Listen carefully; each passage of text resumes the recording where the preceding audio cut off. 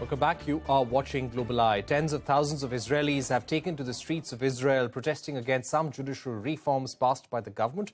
The legislation passed would protect Prime Minister Benjamin Netanyahu from being deemed unfit to rule because of his corruption trial. It stipulates that a Prime Minister can only be deemed unfit to rule because of health or mental reasons. Remember, Netanyahu is facing charges of fraud, breach of trust and accepting bribes in a series of scandals. Amid these protests, Netanyahu visited UK Prime Minister Rishi Sunak. The UK identified Israel as a vital international partner, and Sunak has stressed the importance of upholding democratic values that underpin the UK-Israel relationship. Let me now go across to Amir Tibon, senior editor at Haaretz, a leading Israeli newspaper. Amir, thank you very much for joining us here on Global Eye. Let me begin by asking you, why are these judicial reforms or this judicial overhaul so contentious, and how will this really impact the way Israel is governed? First of all, it's a pleasure to be here. Thank you for inviting me. These changes to the balance of power between the authorities in Israel are quite dramatic, and it's not a coincidence that now for 11 straight weeks, basically almost 3 months, hundreds of thousands of people go out every weekend to protest all over Israel, from Tel Aviv to Jerusalem to smaller cities around the country. In Israel, the way the system is built, there is no clear separation between the government and the legislator because the government enjoys a parliamentary majority that gives it the ability to rule. And the only real check on the government's power is the Supreme Court of Israel.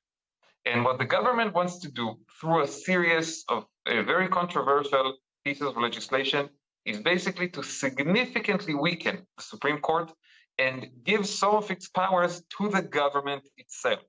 One of the most contentious issues is the process of appointing judges. They want the government to have the ability to appoint the Supreme Court justices without any need for consultation with the sitting judges or with the opposition. And you mentioned Netanyahu's corruption trial, so here's an interesting situation. Today in Israel, justices to the Supreme Court are appointed by a committee that includes sitting judges, politicians, and the lawyers' bar.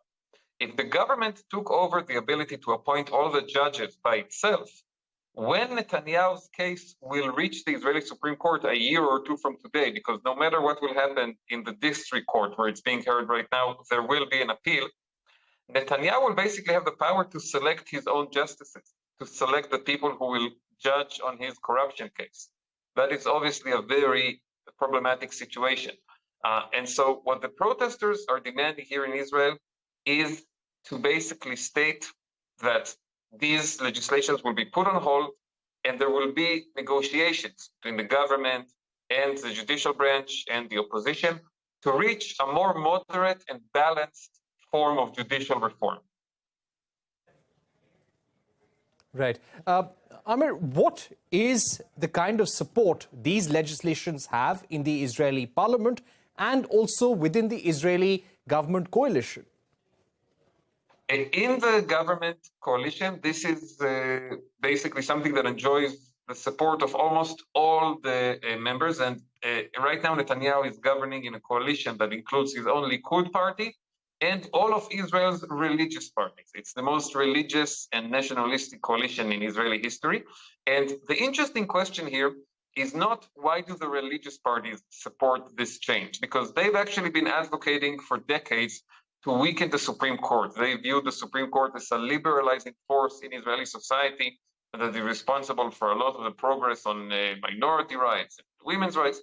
But Netanyahu himself, over the years, blocked any attempt to weaken the Supreme Court from these coalition partners that he's been governing with, and he took pride in it. There are interviews where he says, I am proud to defend the Supreme Court, and an independent judiciary is a cornerstone of democracy. And this was in line with the historical character of his party, the Likud party, which used to be considered the national liberal party of Israel, hawkish on foreign policy issues, but liberal on domestic issues. Suddenly, now, the same Netanyahu is supporting these changes. And you have to ask if this is connected somehow to his trial.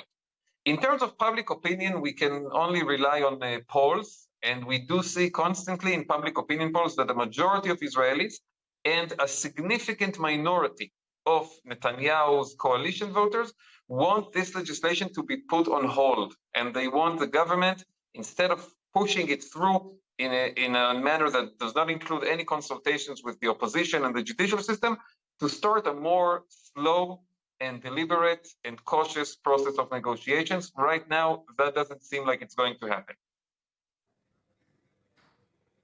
All right, Amir Tibon, thank you so much for joining us here on Global Eye, giving us your view on the protests that are escalating across Israel right now and why this is so contentious. Thanks once again for being with us here on Global Eye. With that, it's a wrap on this edition of the program. News continues on CNBC TV 18. Stay tuned.